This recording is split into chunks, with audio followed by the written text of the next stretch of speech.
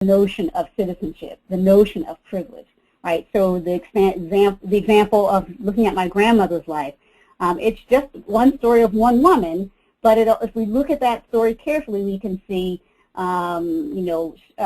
structured in denial of opportunities to develop, right? She wasn't able to go to school beyond the first grade.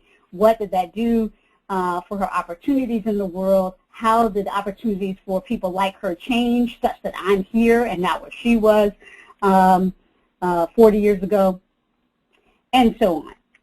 And developing and teaching in this process of mindful interpersonal dynamics, mindful ways of engaging one another in conversation, mindful ways of listening to each other's stories with what Martin Buber referred to as an I-thou presence, right? So really being aware of the inherent potential of human-to-human communication to be a healing, rich, deeply moving experience, and one that's available to lawyers certainly every day, but actually to many of us as well in the work that we do.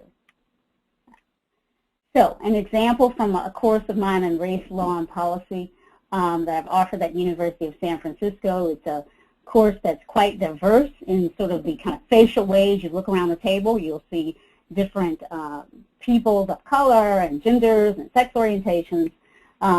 So getting folks in the door, we've successfully been able to do. And again, that's a challenge that we sometimes have to revisit. We've not always in all our institutions been as good about accomplishing that as we are in some places as in others.